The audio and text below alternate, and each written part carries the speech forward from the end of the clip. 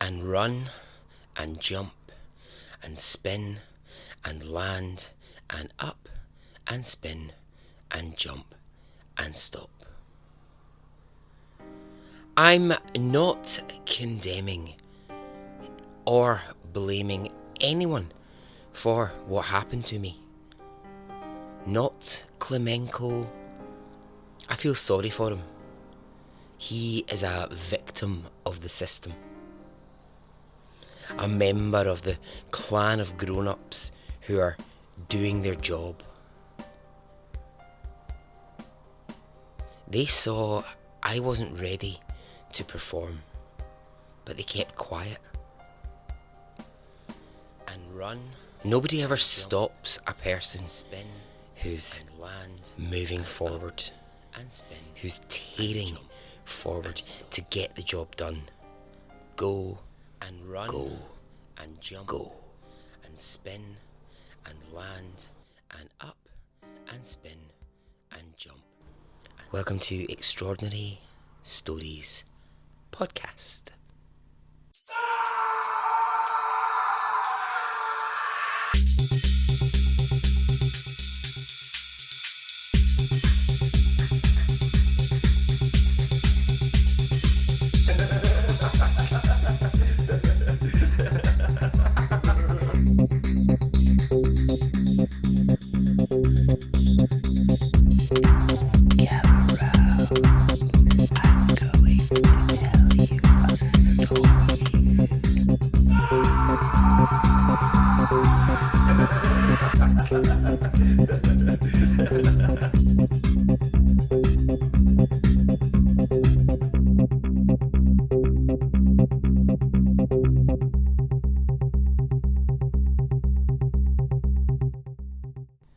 Hey, how are you? Are you well? Are you good? I am. Alright, I have to start with the headlines. Big news. I was wrong. Sally Field is not dead. My sincere apologies. I killed her off in the last episode. However, I have since learned she's still with us. Good old Sally.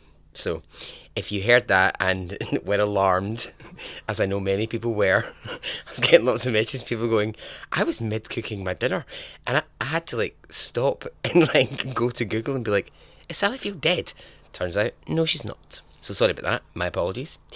So, I just wanted to start with that. I also wanted to say, if you're new to the Facebook group, or if you are someone who has recently left a review, thank you very, very much. It's very much appreciated. If you haven't done either of those things yet, then why not have a think about it? Join the Facebook group. It's a wonderful, joyous place full of silly chat and, lots of great stuff. I have to say an absolutely massive shout out and thank you to Nikki Lynn, who has organised something amazing. I totally love it. Nikki has organised for some of the listeners who are in the Facebook group to send each other gift packages. And they're flying all across the world as we speak. There are packages coming from the UK, going to Canada, going to America, going to Australia. It's absolutely brilliant. So Nikki organised this herself in the group, and it's just fantastic. Honestly, without sounding like a massive bell end when I say this, it honestly just, when I look at the pictures of the things you're sending to each other, the foods, these amazing sweets, I saw people sending masks and all sorts. It's fucking amazing. So brilliant. Keep it up. And Nikki Lynn, thank you for organising that. So we're going to go on with this tale. Alright, this is one that I've had in the archives, let's say, for a long, long time. And I just have always wanted to get round to telling it. And now is that time. Okay, are you ready? Okay, let's go.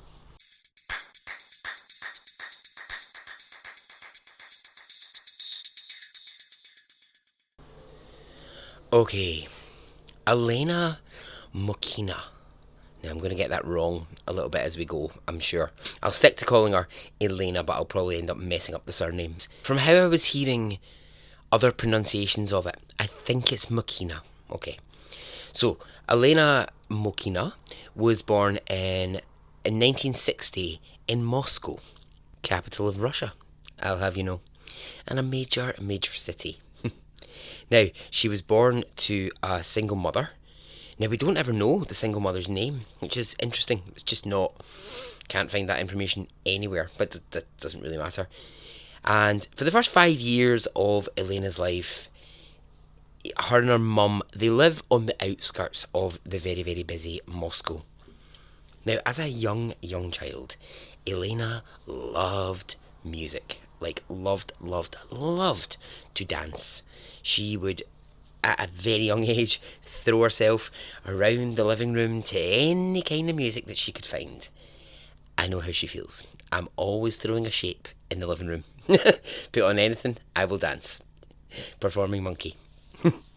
Now, when she reaches the age of 5, tragedy strikes and her mother passes away.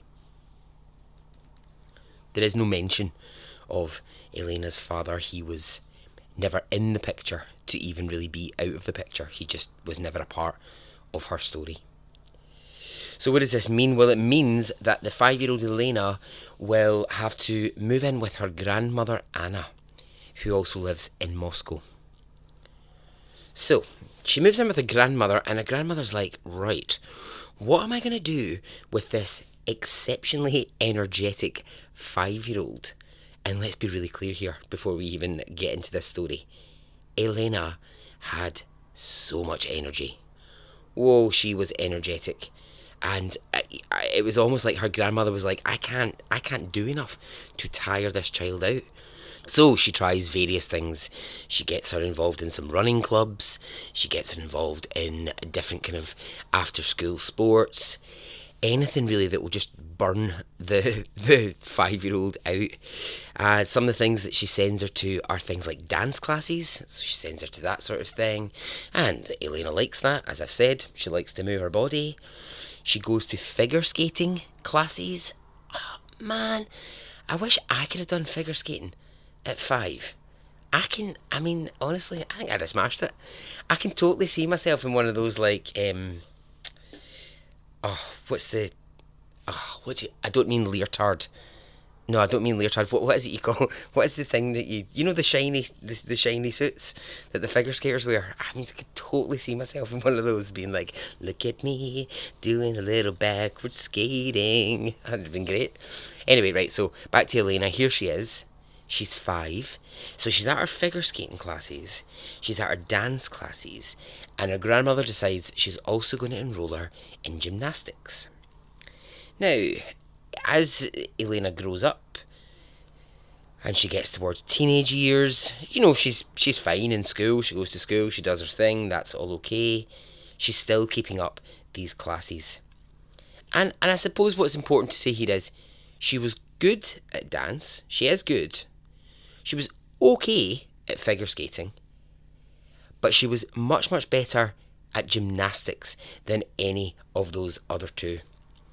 And when I say she was good, like, what's the best way? What is the best way to describe her? I'm going to say brave. I'm going to say, like, fearless. She had a real, like, ability for it. Of course, she had an ability for it, which you need for gymnastics. But she also had this certain mindset of just really throwing herself into gymnastics. She's not afraid to just get her body on that equipment and really just go for it. So she joins a sort of gymnastics club within school. And it's when she's 15 years old, so we're now in 1975. She's at school, and a talent scout for one of Russia's biggest sports agencies is making his way around the schools, just seeing what's going on, who's doing what. He's watching and he spots Elena, and he thinks, she's got something. She's really got... It's not perfect. It's by no means is it perfect. But she's got something. So, at age 15, she's signed for the CSKA FKA in Moscow, which is a major, major sports club. I mean, they have proper big athletes signed to them. For her, this is amazing because she loves gymnastics. I mean, she properly loves it. She's doing it every day, and it means now, being signed to this, that she actually goes into a proper training program. And it's hard. She has to train really, really hard. Almost, as we've seen a million times when these, kids or these teenagers who are very, very talented or display massive ability, almost that just becomes their life. It takes over everything. So everything else just moves out of focus, and now gymnastics is the thing that's in Elena's path. And when her training begins, it's like I was just saying a second ago, it's all that bravery, it's her fearlessness that really, really impresses people. So, 1975, and the club, they decide they're going to pair her up with a new up-and-coming trainer. Now, this guy's young. He's only in his mid-20s. His name is Mikhail Klemenko. And Klemenko, he's not dead experienced. He's not really that experienced at managing young gymnasts. But what he does have is he has an eye for making gymnasts better. He's very, very good at looking at them, spotting what's wrong, and knowing how to get results out of people. So the club overall, they think this is going to be a great partnership. If we can get this 15-year-old who's got a very raw ability and pair her up with Klemenko, who's in his mid-20s, these two are going to, see together, they're going to really produce something amazing. I mean, if you've ever seen, what's it called? Million Dollar Baby, with Clint Eastwood and, I want to say Anne Hathaway, but that's not right, is it? Well, whoever it is that's in that. It's that kind of vibe, right? It's that sort of thing. So he really wants to take her from above average to excellent. So he trains her hard. He pushes her hard. Now, for the sake of balance, I will say this. It's not all coming from him. Elena herself is a hard worker. She would show up like an hour early for practice every day. She would stay later than all the other girls who were training around about her. Now remember that. Remember later when we get into the story just how hard she works, because that becomes really important to her story. Just to give you a kind of idea, I mean, there's lots of footage out there of Elena and Klemenko, him coaching her while she's doing certain things, and she always looks really serious. She's sort of 15, 16 years old, and I suppose when you look at some of the images, a lot of people will say, because she looks a bit sad, or because she looks a bit like she's being given into trouble. I think it's just something in the way the images read. I'm going to be honest with you. I think what you can see in her is you can see levels of exhaustion, but I also think you can see focus, and you can see that she's listening. And if she doesn't get something right, my God, she looks so disappointed with herself. It's unbelievable. So I don't think that this relationship between the two of them is as punishing as, at this stage, certainly, as people will say. And it's really noted by the sports club just how much Elena is beginning to really blossom as a great gymnast. They're always watching, because there's always going to be competitions, and they always want to put their gymnasts into these competitions to win. So for 3 years, 3 hard years of training, the time has come to see if all of that has actually paid off. In 1977, she is entered into the European Gymnastics Championship. Now, this is a big deal. This is her first major competition. How does Elena do? Well, she walks away with 3 gold medals. Amazing. This is only a couple of years into her new coaching.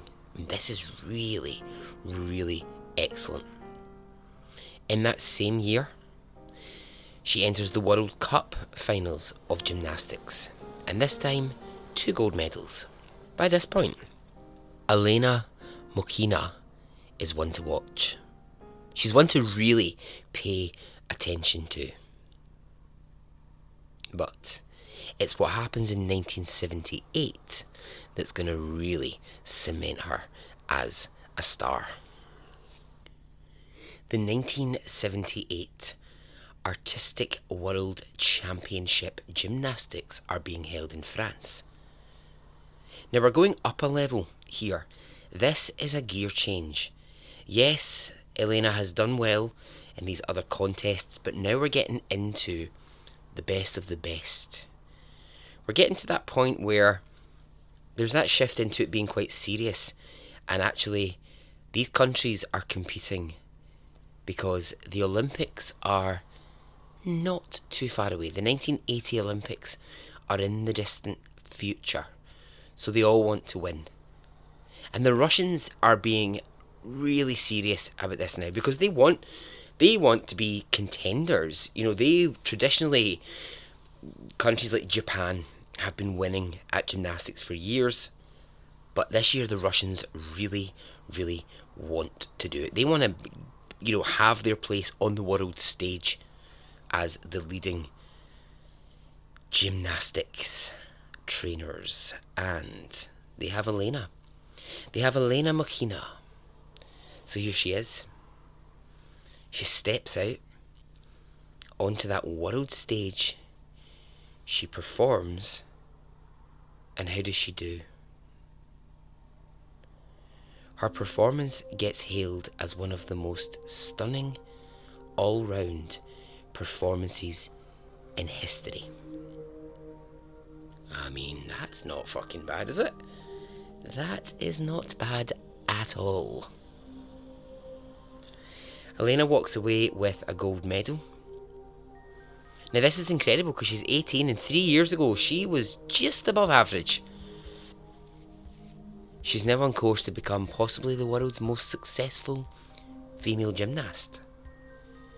Just to clarify what I meant by all round when I said that statement there. Now I'm assuming we've all seen the gymnastics a million times. I know it's certainly my favourite of the Olympic events. Well, actually, no, it's not. Is it? Yeah, it is actually. I'm going to say this. Gymnastics is my favourite, but do you know the one I really like? I really like the one where the horses dance. Look at my horsey feet. You know those like fancy as fuck horses who are like, I got the moves. What is it? They're like the John Travolta of horses. They're brilliant. Dressage? Is that right? Triage? I don't know, something like that. But you know the thing I mean, when they like approach it and then they're like, I'm going to put one hoof up, one hoof down. Ooh, look at me move. Well, I enjoy that, but I'd probably prefer the gymnastics. So anyway, so in this competition, to win gold, you have to be able to do a series of different gymnastics things. So first of all, there's the beam.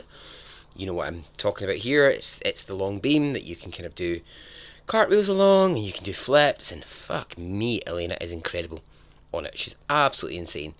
There's the floor routine. So you've got the big, sort of huge, big massive square, you know, the ones where they normally run from corner to corner, and they do all those sort of flips and tricks and all that sort of stuff. What's also really interesting to say about Elena is she's very, very balletic. So remember I said she'd been to dance classes when she was young? Well, it's clearly paid off. She's a gorgeous dancer. Really, really beautiful, sort of. She'll be doing these almost like really gorgeous, like a ballet routine, and then all of a sudden you're like, what the fuck? What is that flip that she just did? Because she'll spin herself in the air and you're like, that is insane.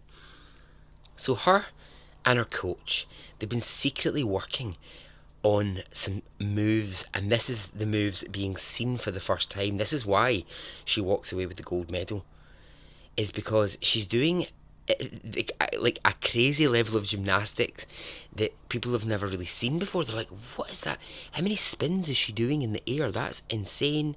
Or there's the one, do you know the one, like, again, you'll see it now, but Elena was probably one of the very, very first people to ever do it. It's the one where they run, run, run, run, run, run, run, run. They stop, they jump, do a big flip in the air, and when they land almost like they're landing on their face, on their body, and they bounce right back up. You're like, what the fuck? How is that body doing that? But that's the kind of thing that she was doing. Now it's the bars. Now the bars is where Elena really comes in to her own. Okay, so the bars, you've got the two bars that are at different heights, and you're used to seeing the gymnasts sort of flip between them. Well, it's at the 1978 Artistic World Championship that Elena debuts a move which would be named after her and would become known as the Mokina. And it's this, right? So if you visualise, you've got the two bars, right? So you've got the one that's slightly higher and the other one just below it. What she does is she does a few spins. She gets her hands up to that top bar, and she then puts her feet on the top bar and stands up vertically. So she's standing up at the highest of heights, and then she falls backwards. She catches herself by her hands, and then flips around to the bar below. It's insane. You can go onto YouTube and watch this move. Probably by now you'll have seen other gymnasts kind of do this sort of move, but nobody had seen this really at this time. This was like, whoa, groundbreaking gymnastics. It's like things that she's showing in this routine are new. They're really, really new. So here she is. She's walking away. She's got this gold medal. The Russians are delighted because here they have this fucking incredible athlete, and she belongs to them. I mean, what a prize that must have been for Elena to walk away with. I mean, I kind of know how she feels. I once won a gold medal for my jazz tap routine. I mean, okay, albeit it was in a town hall in Glasgow. I didn't have 2 billion people watching me. But, same. There I was, doing my jazz tap. If you don't know what jazz tap is, think sort of Fred Astaire. I mean, it's amazing. I was combining two dance styles, basically. I was tap dancing and I was jazz dancing. I really should have gotten more fame for that anyway. Right, so anyway, what's next for Elena? Well, what would follow next is the 1979 World Championships, and that was going to be held in America. So the training begins. And now, this is where the first of the tragic events that would unfold for Elena begin to happen. It's while she's training one day, she's working on her dismount from the beam. So she's working to find the best way that she can get off of that beam. How many spins can she do in the air? What's the best way to land? And she's trying moves that she's tried many, many times. And in one particular go at it, she lands, she hears a snap, and her leg is filled with pain.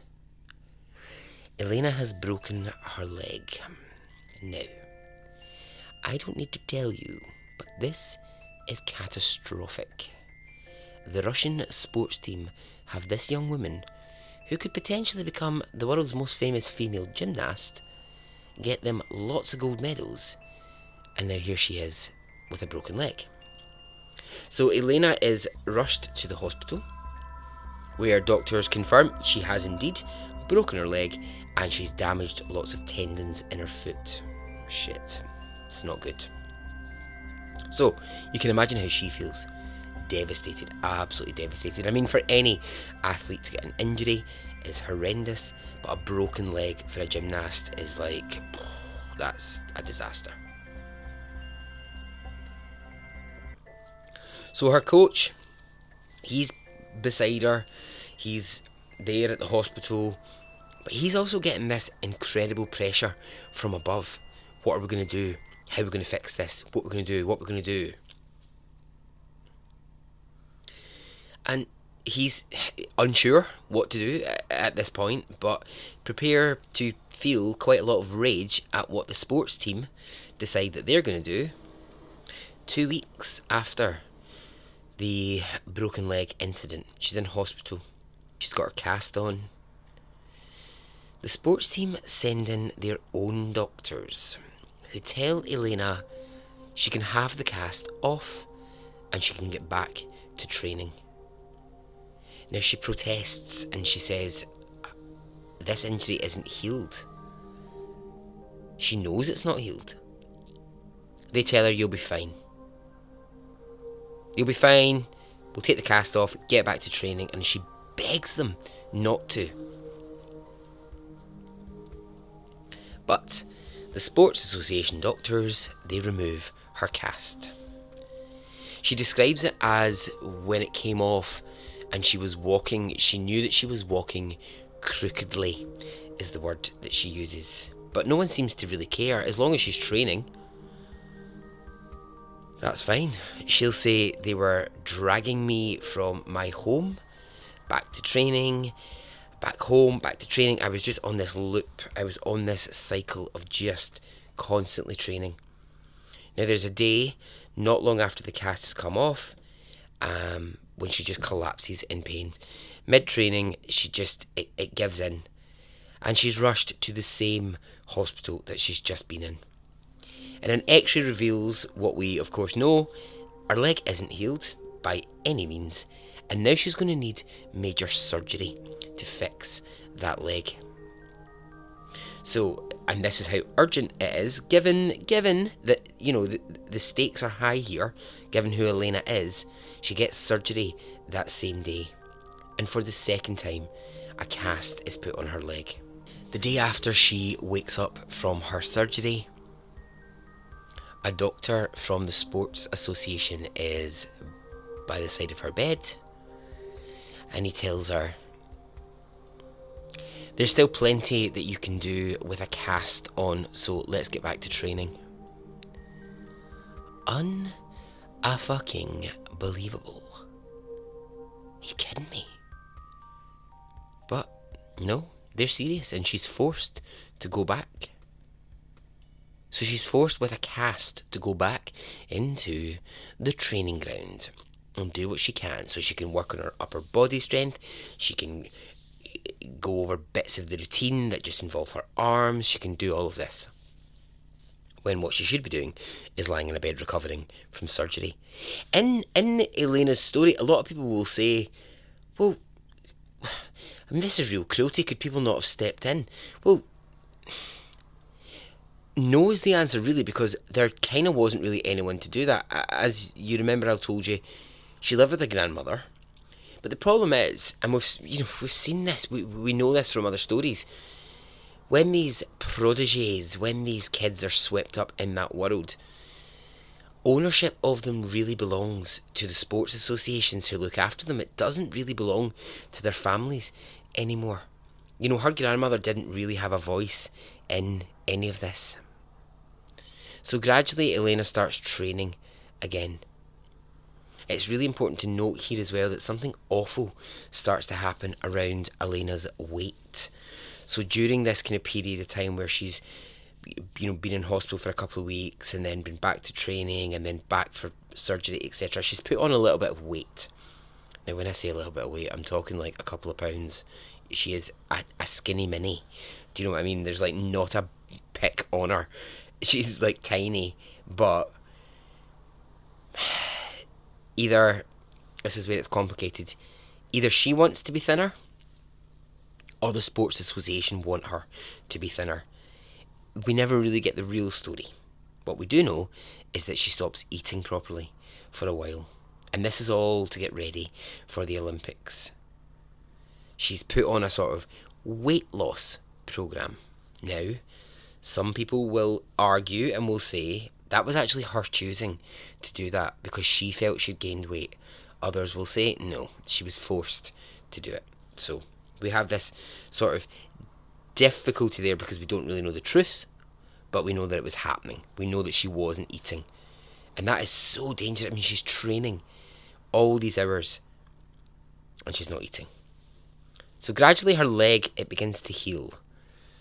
Again, the casket's taken off, but it's too early. Again, it gets taken off. However, the surgery has worked and her leg is gaining a bit more of the natural function that it had, and slowly she starts to build herself up to training for the Olympics. Now, the Olympics are 6 months away. And the Russians are still thinking, this is our chance at gold. Okay, we've had a little bit of a blip here where, we had a broken leg, but we're back on it. So, it's now that Coach Klimenko starts to get her to try more and more daring moves, more spins, higher jumps. And it's here that it's suggested to Elena that she try to master the Thomas Salto. Now, if like me, you've watched the Olympics and you've heard this term, I thought it was called the Thomas Salto. Like as in one word, Thomas Salto. I thought it was that, but it's not. Right? It's Thomas, as in the man's name, and Salto for short, which is short for somersault. Now, I'm not being sexist here, right? I'm not. I'm not a sexist.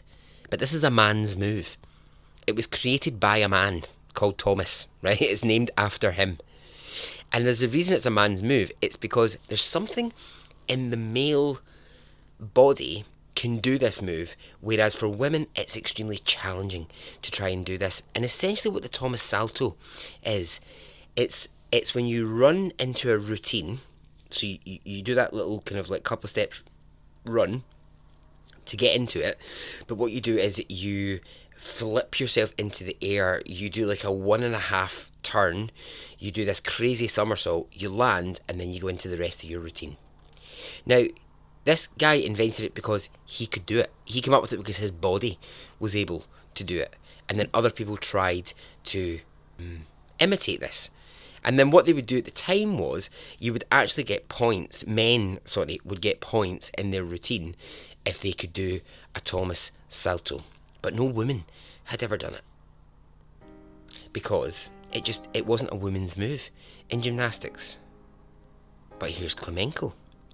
And he decides this is what Elena is going to have to perfect ahead of the Olympics.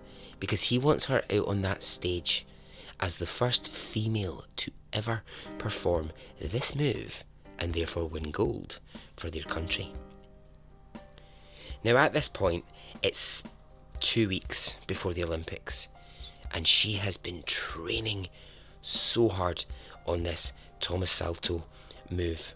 She's not always getting it right, she's giving it her best. Now, within the sports association that she's part of, there are other female gymnasts who are very, very, very talented. They're exceptional.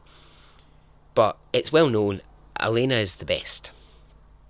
And so this move is really given to her, as it will be Elena who goes out there and performs this. Probably these other, girls who are actually, they're her contemporaries, they're her peers, are probably looking at her routine and thinking, why wasn't I offered the chance to do the Thomas Salto? Why was I not given that opportunity? Well, it's because she just edges them out in terms of talent and ability. Now, Elena, she does try to put up a bit of a fight. When she's rehearsing for this routine, she is saying to Klimenko, look, this is causing me minor injuries trying this move. And it's not massive, we're not talking broken bones. We're talking but she can feel aches and pains in her bodies. And the reply she gets from him, and the reply she gets from the Sports Association is, if you want gold, you're just going to have to do it. You're just going to have to put up with it. And she goes back to her coach and she says, look, I'm hearing stories that people are really hurting themselves, trying things now in gymnastics that they're not really prepared for. I'm hearing that people are snapping their spines, breaking their necks. They're really, really hurting themselves.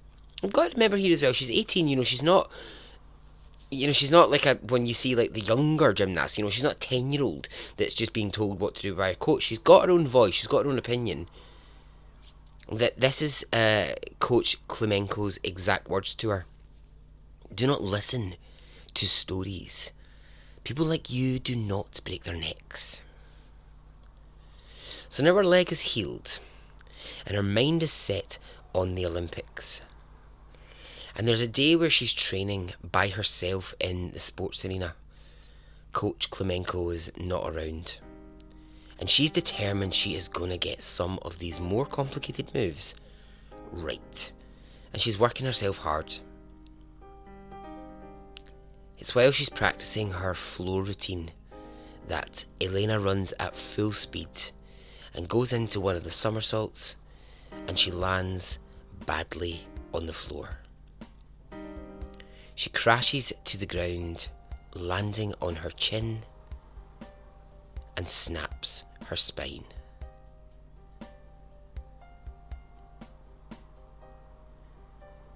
With no coach there to run to her aid, it takes a janitor from across the stadium who notices that she hasn't moved for a few minutes to run over to Elena's body and raise the alarm. Elena is rushed to hospital where it's confirmed she has indeed snapped her spine and is now quadriplegic. Elena Mushenka will never walk again. Now, we know horrendous things happen in sports. Injuries and tragedy, and all the time these things happen. And Elena's story, it is a horrible one. It's horrible. But what's so brutal, and what really fascinates me about this, is that it just doesn't finish here. It's the aftermath of this is a complete mess. Coach Klimenko goes straight to the hospital to see Elena, and they share a lot of tears.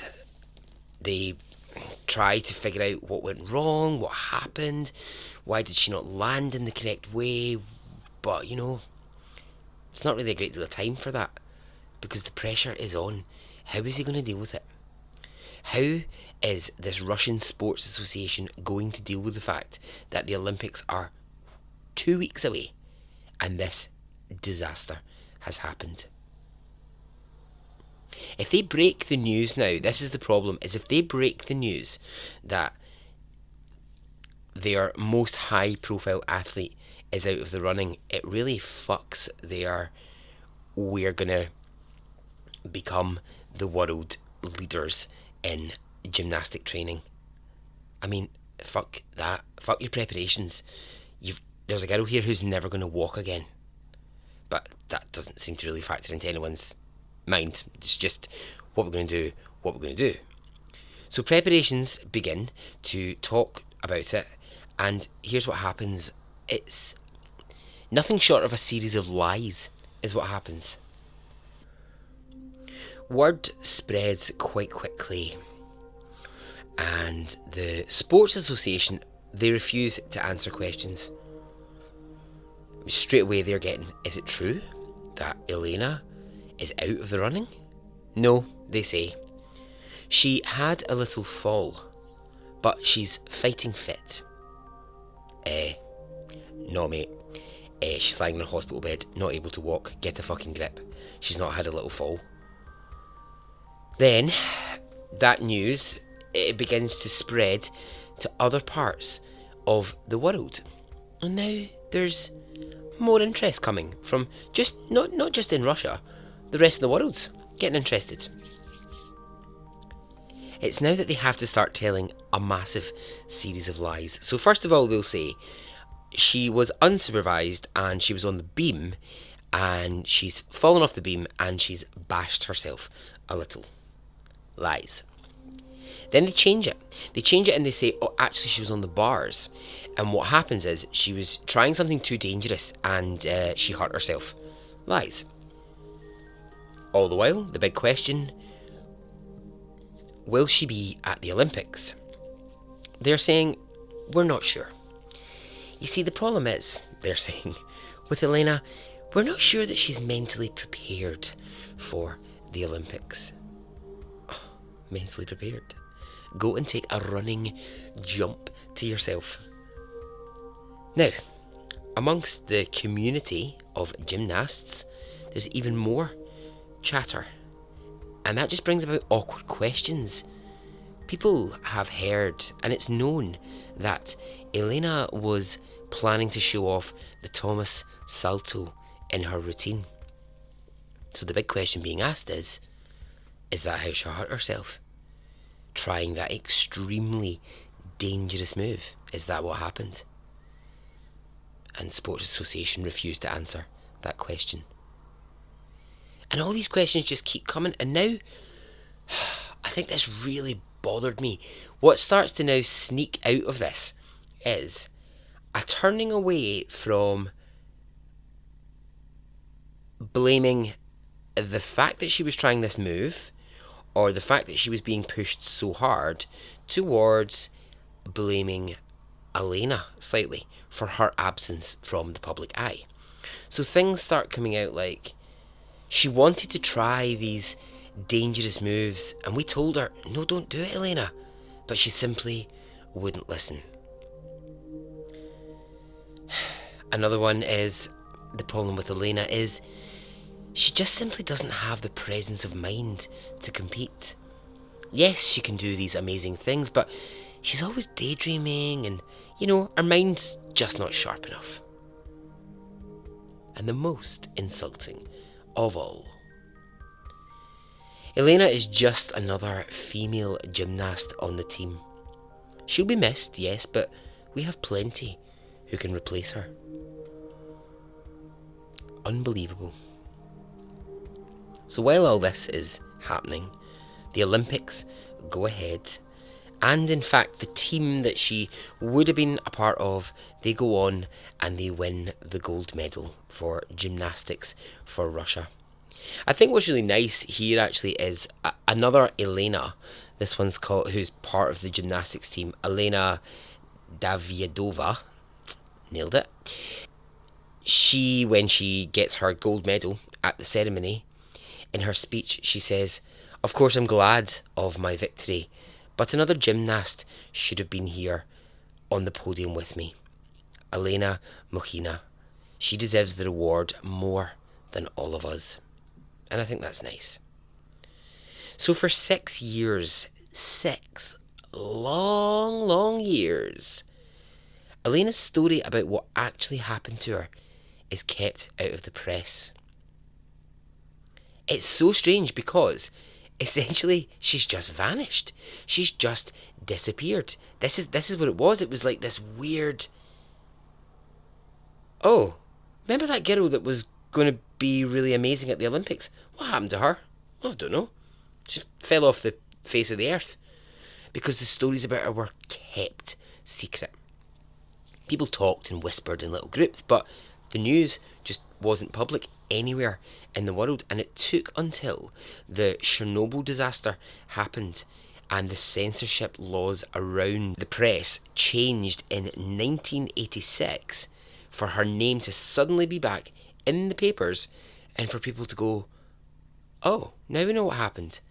Now we know that she was training alone and that she snapped her spine and that she's a quadriplegic.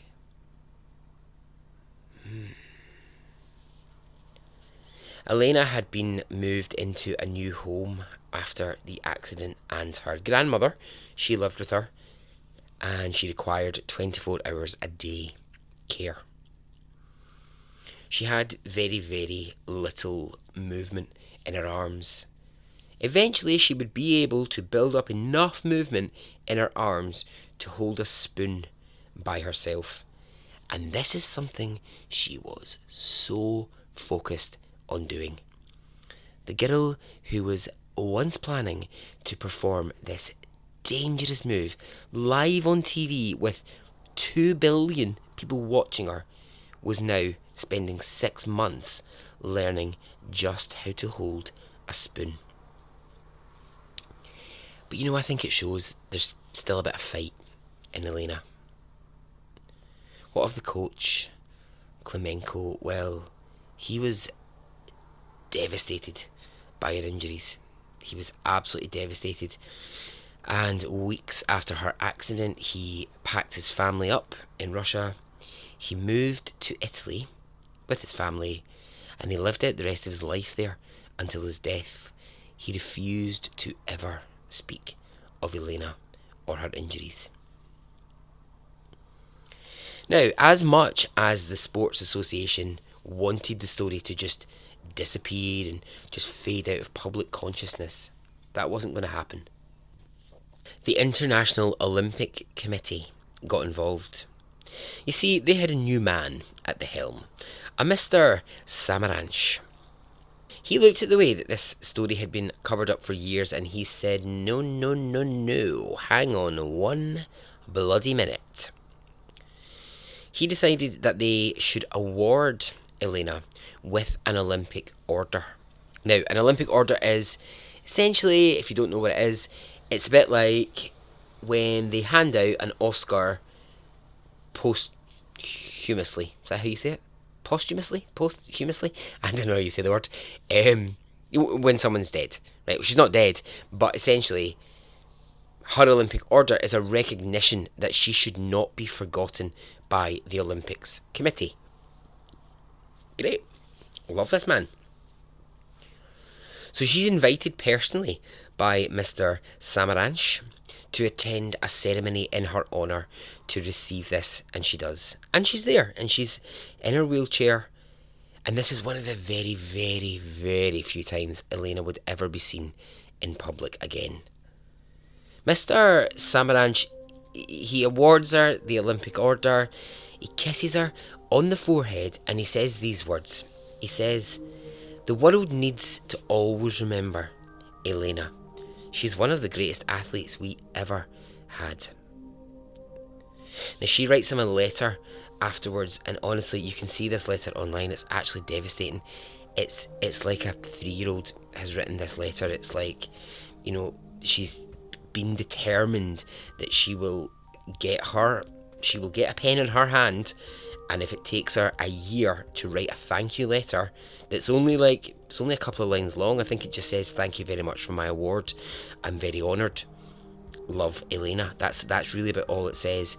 It takes her months to write this letter because just holding a pen in her hand is mastering a brand new skill, but she does it. And when people offer, when they say, "Look, we could, either write it for you, we could do it on a typewriter," she says, no.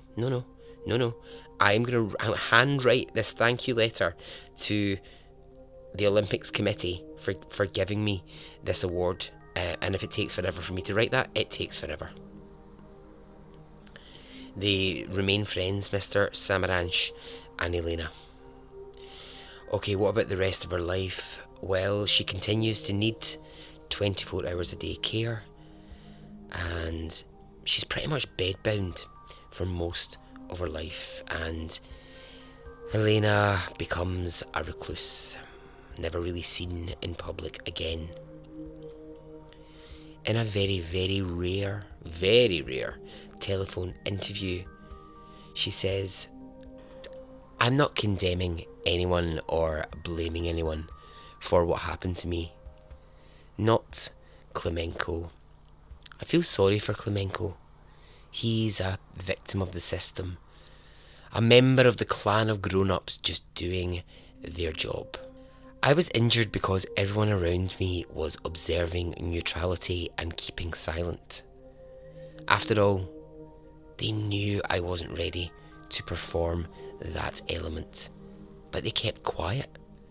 Nobody stops a person who's moving forward, who's tearing forward. It's always go, go, go." At age 46, Elena died, and we're simply told it was due to respiratory complications. And maybe Mr. Samaranch was right, that the world really shouldn't ever forget Elena Mochina. And so ends the story.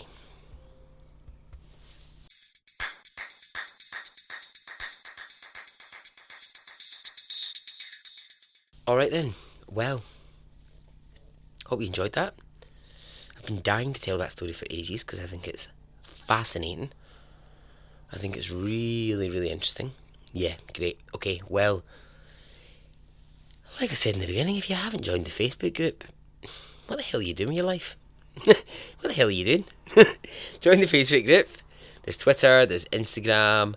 I've got Patreon as well if you want to support the podcast. That would be bloody lovely of you. There's also merchandise. You know, there's all these things that are out there. They're out there if you want them. If you want them badly enough and your heart is a pure place, they can be yours. Okay? Well, I don't know what I'm talking about anymore, so I'm going to go. Okay? Goodbye. Oh, no, wait. I forgot. Come back. Right.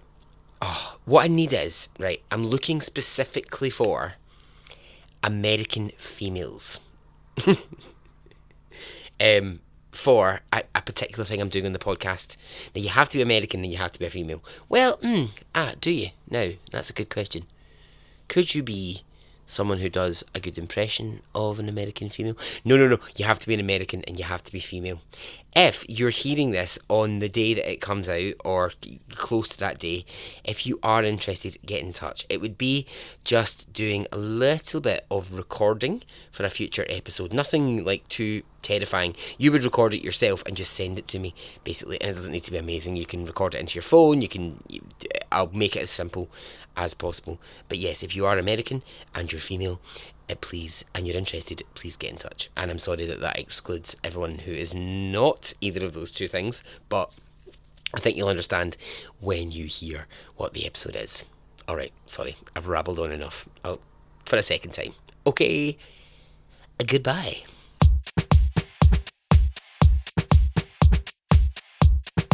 It didn't affect me really one way or the other.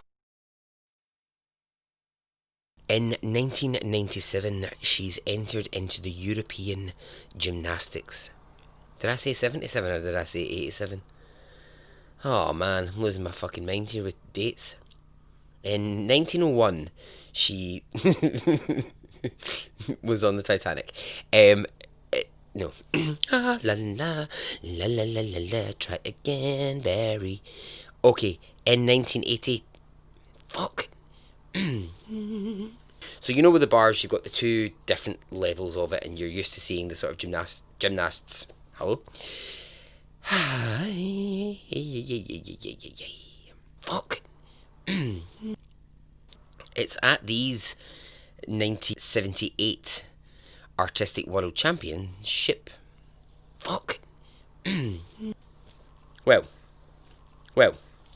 The International Olympic... hello, what happened to my voice there? Voice break. In a very, very rare telephone interview, she says, I'm not condemning. She doesn't say that. Why would she say condemning? Shut up, Barry. Why is she suddenly a country and western singer?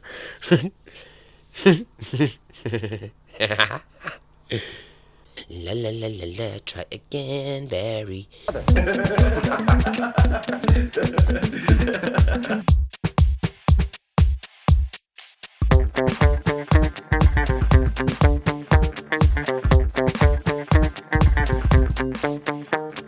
I would imagine from the look on his face. Let's get it on. Let's do it. Let's get it over.